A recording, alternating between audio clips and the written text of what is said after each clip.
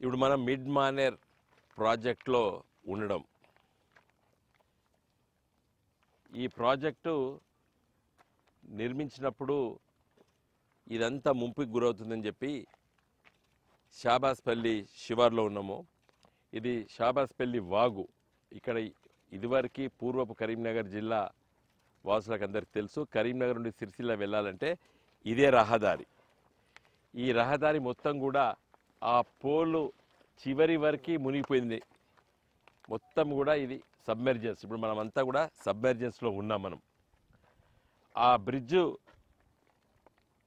Full అంటే పై level వరకు ఆ రోడ్డు ఆ బ్రిడ్జ్ లెవెల్ వరకు కూడా వాటర్ ఉండేది. ఈ పోల్ కూడా పూర్తిగా నిండిపోయేది, మునిగిపోయేది ఈ పోల్ కూడా. ఇప్పుడు మనకు అవపడుతున్నటువంటి ఈ చెట్లు, ఎండిపోయిన చెట్లు ఇవన్నీ కూడా నీళ్ళల్లో ఉండేది. గత 7-8 సంవత్సరాల నుండి ఎవరు కూడా ఇలాంటి దృశ్యం చూడలేదు. ఇదంతా కూడా పూర్తి స్థాయిలో నీళ్లు నిండి కుండులాగా ఉండేది. ఇది ఒక సముద్రంలాగా అవపడేది. ఇటువైపు అటు ఆ బ్రిడ్జ్ ఆవల వైపు కూడా కను చూపు మేర వరకు పూర్తి స్థాయిలో నీళ్లు ఉండేది. ఎండాకాలంలో కూడా గోదావరి నది జలాల్ని మేడిగడ్డ దగ్గర నుండి అన్నారము, అన్నారం నుండి సుందిల్ల, సుందిల్ల నుండి మరి ఎల్లంపల్లి ప్రాజెక్టు నుండి లక్ష్మీపూర్ పంప్ హౌస్ నుండి, గాయత్రి పంప్ హౌస్ నుండి మరి ఫ్లడ్ ఫ్లో కెనాల్లో వేస్తే ఈ ఫ్లడ్ ఫ్లో కెనాల్ ద్వారా ఇది పూర్తి స్థాయిలో ఈ మిడ్ మానేర్ 26 టీఎంసీలతో నిండుగా అవుపడేది. ఇప్పుడు 5-6 టీఎంసీల కంటే ఎక్కువ నీళ్లు లేవు. చూడండి, పాతగా ఉన్నటువంటి గృహాలు, ఈ కొదురుపాక గ్రామము, ఇటువైపు నీలోజ్పల్లి గ్రామము, షాబాస్పల్లి గ్రామము, వరదవెల్లి గ్రామము, ఇవన్నీ కూడా ఇప్పుడు ఆ పాత ఇండ్లు అన్నీ కూడా తేలిపోయినాయి. ఇప్పుడు అన్నీ కూడా మనకు అవపడుతున్నాయి. దీనికి కారణము ఒకటి కారణం. మేడిగడ్డ దగ్గర నుండి నీళ్లు ఎత్తిపోతల ద్వారా ప్రతి సంవత్సరము మిడ్ మానేర్ నింపి, మిడ్ మానేర్ నుండి మళ్ళీ ఎత్తిపోతల ద్వారా అనంతగిరి అంటే అన్నపూర్ణ ప్రాజెక్టు, అక్కడి నుండి మరి రంగనాయక సాగరు, అక్కడి నుండి మల్లన్న సాగర్ వరకు లిఫ్ట్ చేసేది.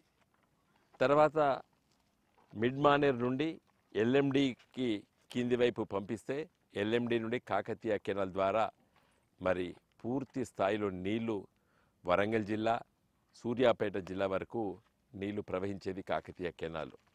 ఈ సంవత్సరం దురదృష్టవశాత్తు ఈ మిడ్ మానేర్ ప్రాజెక్టు పూర్తి స్థాయిలో మరి ఎండిపోయింది. మనం ఎండిపోయిన దృశ్యాలు చూస్తున్నాము. ఇలాంటి దుస్థితి తెలంగాణ ప్రజలకు వస్తుందని చెప్పి ఎవరు కూడా ఊహించలేదు. కానీ ఈరోజు మేము మరి ఈ రోడ్డు దాదాపు 7-8 సంవత్సరాల నుండి ఈ రోడ్డు ఎవరికి అవపడలేదు. దాదాపు ఒక తాటి చెట్టు ఎంత ఎత్తు ఇక్కడ నీళ్ళు ఉండేది. ఈ ఇరిగిపోయిన, ఎండిపోయిన ఉన్నటువంటి ఈ చెట్లు ఇవి కూడా అవపడిపోయాయి. పూర్తి స్థాయిలో నీళ్ళు, తాటి చెట్టు అంత ఎత్తు నీళ్ళు ఉండేది. అక్కడ మనం అవపడుతున్నటువంటి వాటర్ ట్యాంక్ కూడా కొత్త మెరుపు మీద ఒక ట్యాంక్ మాత్రం అవపడేది. ఇవాళ అన్నీ కూడా అవపడుతున్నాయి. ఈ గ్రామ పెద్దలు, పూర్వీకులు అందరూ కూడా వచ్చి ఇక్కడ తమ పాత గృహాలని, జ్ఞాపకాలని గుర్తు చేసుకుంటున్నటువంటి పరిస్థితి ఈరోజు ఏర్పడ్డది. ఇలాంటి పరిస్థితి తెలంగాణ ప్రాంతానికి, తెలంగాణ రాష్ట్రానికి, ఈ కరీంనగర్ జిల్లా ప్రజలకి వస్తుందని చెప్పి ఎవరు భావించలేదు. వచ్చే సంవత్సరమైనా మరి ఇలాంటి పరిస్థితి రాకూడదని కోరుకుంటున్నాము.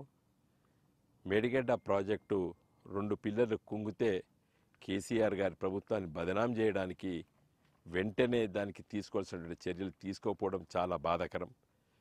కొత్త ప్రభుత్వము మరి డిసెంబర్ మొదటి వారంలో వారు ప్రమాణ స్వీకారం చేశారు. వెంటనే ఆ తప్పిదానిపైన ఒక విచారణ జరుపుతూ వెంబడే ఆడ కాఫర్ డ్యామ్ కట్టి ఉండి అయితే ఆ నీళ్ళనన్నిటిని కూడా మరి ఎత్తిపోతల ద్వారా ఇక్కడ తీసుకొస్తే ఇది నిండు కుండలాగా అవుపడేది.